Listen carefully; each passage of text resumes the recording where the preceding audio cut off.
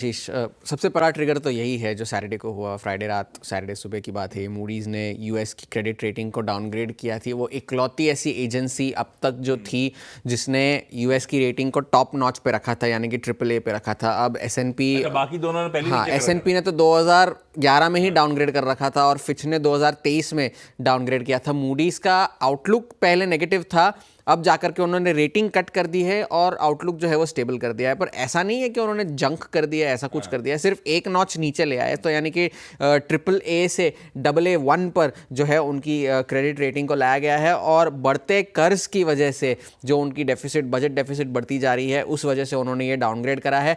और ये कर्ज कितना बड़ा है ये आपको अगला डेटा पॉइंट दिखाएगा, क्योंकि उनकी जो बजट डेफिसिट है पिछले 2 सालों से 6% ऑफ जीडीपी से ज़्यादा चल रही है।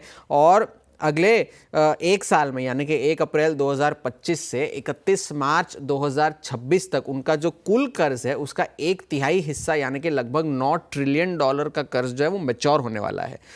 तो $9 ट्रिलियन का कर्ज उन्हें रीफाइनेंस करना पड़ेगा। और क्योंकि वो लोग एक एलिवेटेड इंटरेस्ट रेट एनवायरनमेंट में चल रहे हैं, तो शायद एक हायर इंटरेस्ट रेट पर उन्हें रीफाइनेंस करना पड़े अगर वो नौबत आई है तो। मतलब $9 ट्रिलियन का बकाया आ रहा है। जी। या तो भर दो या उधारी लेके इसको चुकाओ। करेक्ट। उधारी लोगे तो और महंगी और महंगी मिलने और वाली है, सरदर्द yes। बढ़ेगा तुम्हारा। तो इस वजह से उन्होंने डाउनग्रेड करा है। और स्कॉट बेसेंट जो उनके ट्रेजरी सेक्रेटरी, उन्होंने भी ये कहा कि वो लैग से चलते हैं मूडीज़, हम उस पर ज़्यादा ध्यान दे नहीं रहे। हमारा तो काम यही है कि हमें डेफिसिट कम करनी है। टैरिफ की वजह से डेफिसिट कम हुई है और जो कुछ भी हुआ है ये वो बाइडेन एडमिनिस्ट्रेशन के नीतियों की वजह से हुआ है कि उन्होंने बहुत सारे खर्च किए थे, उस वजह से जो है डेफिसिट बढ़ गई है और डाउनग्रेड हुआ है। तो इस वजह से सारे एसेट क्लासेस में आपको जो है उसका असर देखने मिल रहा है। डाउ फ्यूचर्स, जैसे आपने भी कहा कि डाउ फ्यूचर्स गिरावट के साथ कामकाज कर रहे हैं। सोने की कीमतों में उछाल देखने मिला है, क्योंकि हेवन बाइंग अब फिर से आई है, क्योंकि पिछले हफ्ते सोने की काफ़ी पिटाई हुई थी क्योंकि रिस्क ऑन सेंटिमेंट बढ़ा था। और डॉलर जो एक वक्त पर 102 के आसपास जाने की फिराक में था, वो अब फिर से गिरकर 100 के लेवल्स पर आ गया है। तो ये तो रही ये एक बड़ा इवेंट था वीकेंड का। और टैरिफ को लेकर अगर हम बात करें तो डोनाल्ड ट्रंप ने कल ये एक और बयान दिया है कि वो अगर जाना चाहे तो वो चीन जाने के लिए भी तैयार है, शी जिनपिंग से बातचीत करने के लिए तैयार है टैरिफ को लेकर, पॉलिसीज़ को लेकर।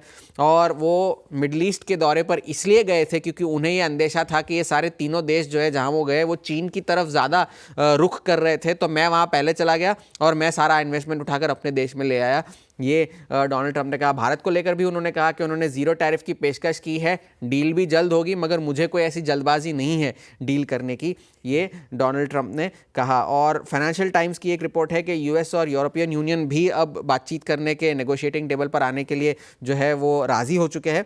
तो ये एक बात थी।